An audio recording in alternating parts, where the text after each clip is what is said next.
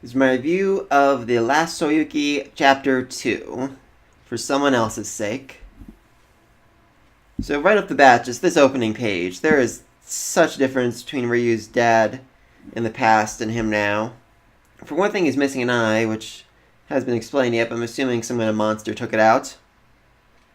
For another, he's just so freaking grim. They all are. Of course, his mother's picture is in the corner.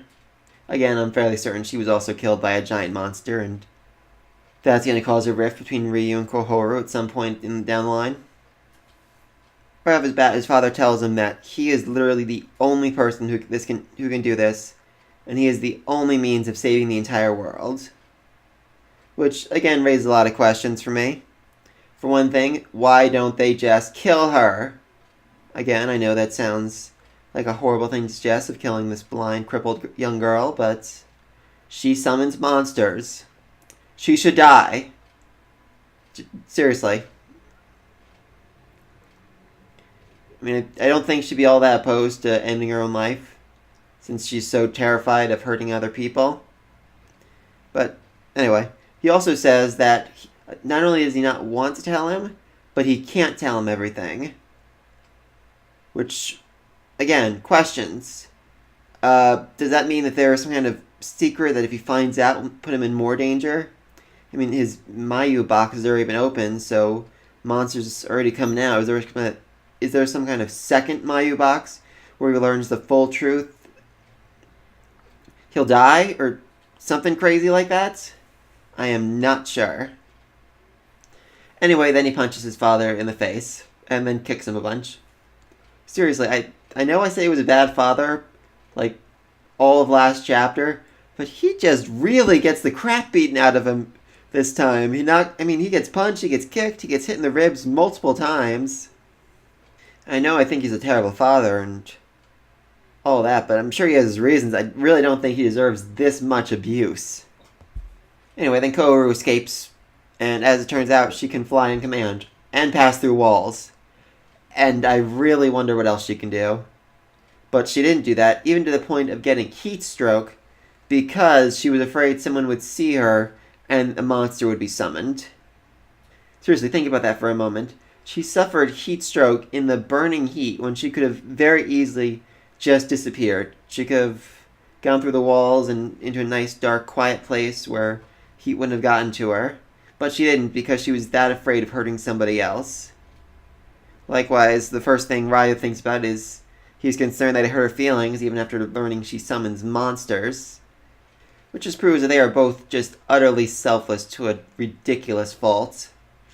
I theorized in the last video that she was going to be used by some terrorist cult to bring about a global apocalypse, and it seems very likely that she'd cooperate if anyone ends up threatening Ryu. Like, summon demons or we'll kill this kid. She would do it. We'll also learn a bit more about her Mau powers.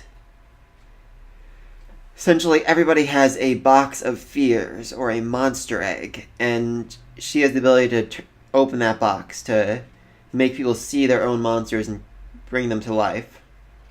She has the ability to turn those monsters real, not just to that person, but to everybody. But it's more than that. Just seeing her flying could end up opening someone's Mau box, could make their fears come to life. Furthermore, once a Mau box is opened, it apparently cannot be closed again. Which means that Ryu's monsters are going to keep coming back every time he's afraid. That raises just so many questions about his father. I mean, I'm assuming his father's box has been opened or it's been like permanently sealed somehow. So that or maybe he's gone through special training so he doesn't fear things, or so his fears can't come to life. Maybe every time his fears just start popping up, he just immediately kills them. I don't know. That's definitely a question I'm going to be interested about for the continuation of this series. For one thing, though, it means that Kohoru can now talk to Ryu freely because his box is already open, so she doesn't have to worry about bringing his monsters to life because they're going to start coming to life anyway. Definitely think that'll improve their relationship. Also, he doesn't need to carry her around anymore because they're basically the only they're basically the only people at this temple. So it's not like she has to be worried about someone else seeing her. So instead of just carrying her around, she can basically just fly next to him. So mix that with the fact they can talk, and I have to imagine things are going to get a lot better between these two in the upcoming chapters. Anyway, so then in order to defeat the monster, he takes his father's staff. I have a few theories on this. Three, basically. Either one, the staff has some deep magical powers. Two, the staff has no powers. Or three, something was done to the staff to give it powers. I know that might not sound that different, but let me explain. One, it's some ancient magical, super powerful staff forged by elders ages past, and that is why it can kill the monsters. Makes sense, but then how is he going to kill monsters? Is he just going to have to carry his father's staff the whole time? Two, if it is just an ordinary stick, then it might just be that either he has some kind of ability to fight the monsters because of his bloodline, or because he no longer feared the monster. Because you remember in the last chapter, he stopped the creature's claw with his baseball bat. And I speculate that was either because he no longer feared the monster, or because he has some ability to fight the monsters. And three, if it was just some kind of enchantment put on the stick, then that means he could put the enchantment on his baseball bat, which feels like a much more appropriate weapon for him. So wield a baseball bat instead of to wield some ancient powerful stick. So then the chapter ends with him promising to fight this giant, terrifying, horrific monster. And he tells Koru that if he manages to defeat him, then they're going to be friends, and they're going to talk about everything. And I really hope he does.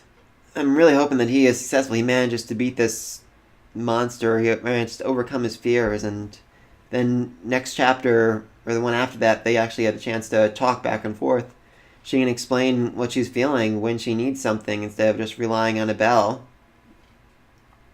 I mean, obviously, if anyone else comes to the temple, they're going to need some kind of signal to say, "Don't fly! There are people here! If you fly, or talk, or do anything, giant monsters are going to show up, and that'll be a hassle." I speculated also that his three friends are going to become part of the series. It's entirely possible those three could end up coming to the temple to see him, and she could accidentally end up releasing their monsters. Then they'd be part of his whole monster fighting team. Certainly feels like a shonen way to move things forward. But like I said, though, his father clearly doesn't seem to be having monsters show up every day.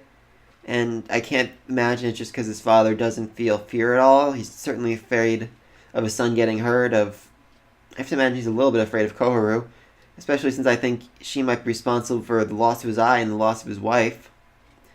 So, yeah, I'm curious what we're going to learn next week. Is there some kind of ancient power in his bloodline?